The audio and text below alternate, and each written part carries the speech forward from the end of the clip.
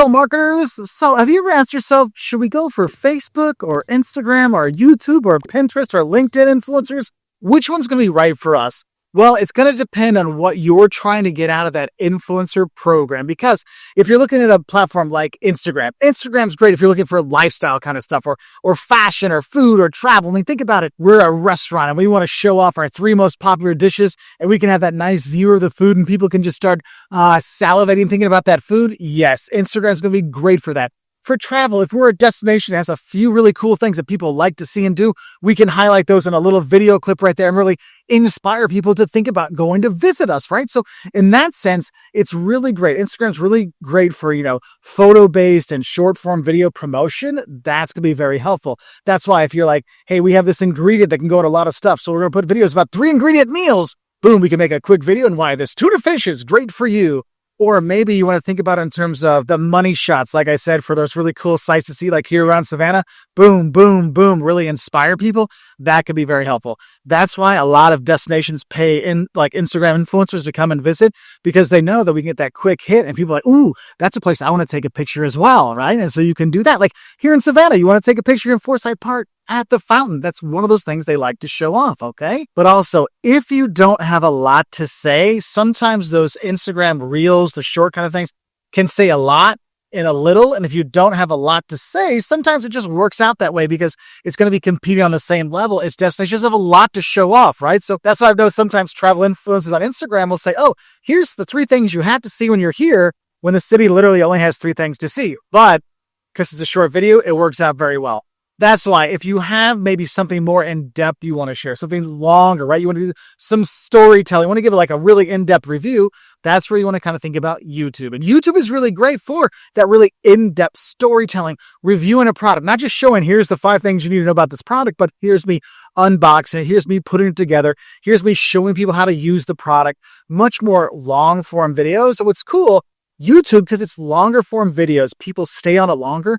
They tend to have more loyalty and they listen to the YouTuber longer, and the YouTuber has more influence over them in Instagram or a Facebook or a TikTok kind of influencer, because those are short, quick bites. YouTube requires a longer kind of connection, right? So you definitely have a stronger possibility for affiliate marketing when you're looking at using these influencers here. So if you're trying to get the sales, getting people to buy, getting that influencer to help you sell with the affiliate stuff, that's where YouTube's really going to come in.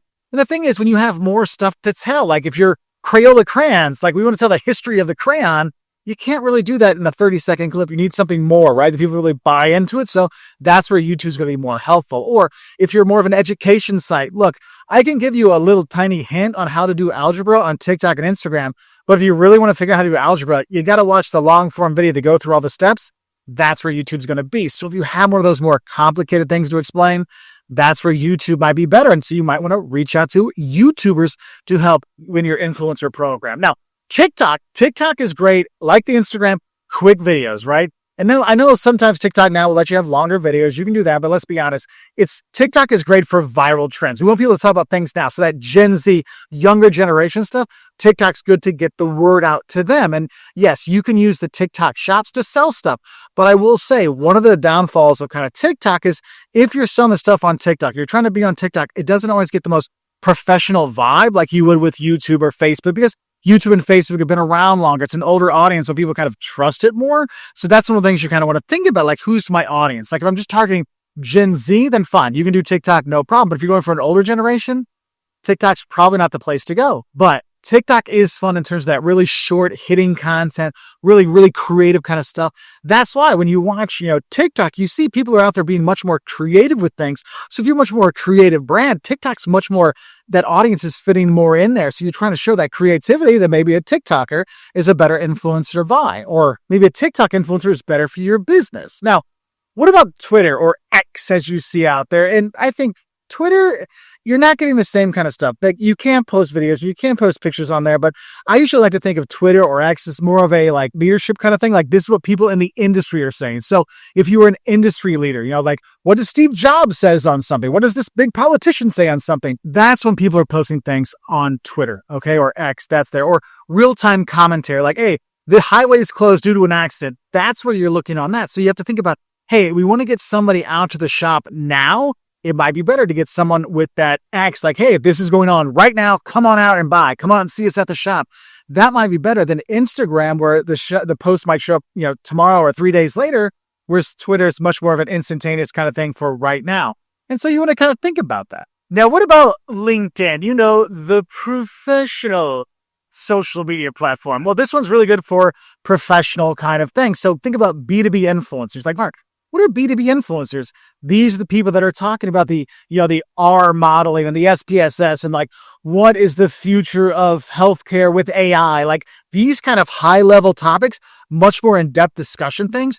That's where that's it, because people go on there to really focus on business things. And right there, hey, look, if I'm a B2B business and I've built a new oven that can now cook the bread twice as fast or make the food ready twice as fast as your usual standard oven, then that might be one I really want to show and talk about on LinkedIn. And those chefs that are on there, those restaurateurs that are on there looking for their business kind of things, that's where it's going to be much more impactful. So I might want to get somebody on there.